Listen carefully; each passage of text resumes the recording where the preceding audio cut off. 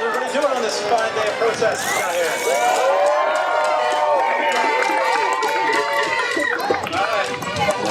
From where I stand up here, I got two undeniable truths to share with you today. The food that we eat today is not the same as it was 20 years ago. And farming is not the same either. Monsanto and the GMOs are a huge part of that difference. And I, for one, want to see that trend stop. Anybody else with me? In the past 2 decades, GMOs have become synonymous with pesticides. Be that herbicides, residues from heavy use of glyphosate on GM crops, which are allowed to remain in ever-increasing levels in our food by the EPA, or insecticides that plants themselves have been engineered to produce. Numerous scientific studies have shown these pesticides kill the beneficial gut bacteria of the human digestive tract. These studies are now linking GMOs and the pesticides they bring with them to the whole host of cascading health concerns from IBS, leaky gut, allergies, Alzheimer's, diabetes, and obesity. GMO food labeling is an important tool to enable consumers, physicians, and scientists to identify unintended health effects from eating GMOs. Yeah, we're right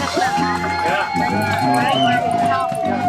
Very, very Globally, more than 65 countries already require labeling on foods containing GMO ingredients.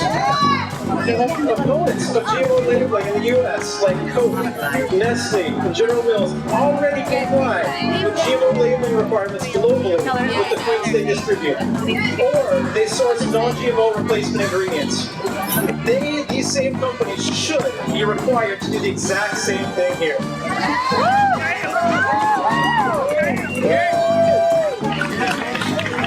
Agricultural GMO crops are advertised as reducing pesticides and pesticide use are providing for better yields.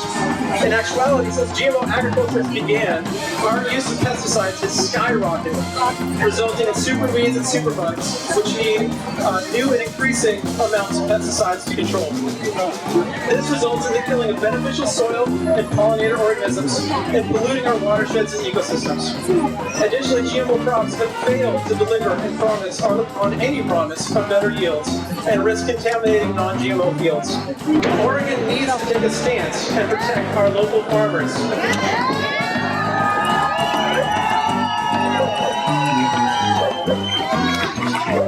Oregon needs to take a stance and protect our environment.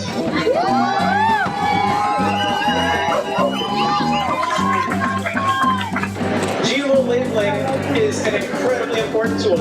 I have been chasing this myself for the past 2.5 years here in Oregon.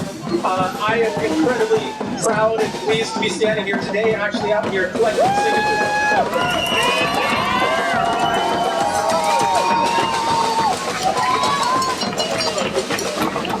It's an amazing and a critical part for me as a father to be able to buy the kinds of food that I think is going to make a better life for my kids. I deserve to know what it is I'm feeding my children.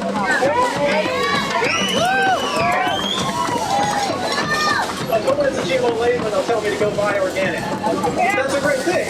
I do that as much as I can, but like many of us, I can't afford to do that all the time. Many people can't afford to buy organic. They should not have to suffer just because they can't afford to buy organic. They should deserve the exact same rights as everybody else.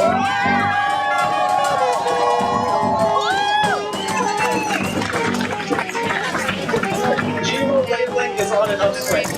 I know it lost in 2013 in Washington, 2012 in California. Those were really narrow margins. They lost 51-49. There's a whole host of reasons why. In Washington, one of the biggest ones was voter turnout. One of the biggest things you guys can do for us is get out and vote this time.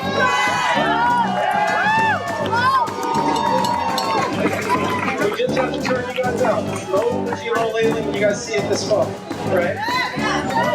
Vermont just passed GMO labeling in their legislature.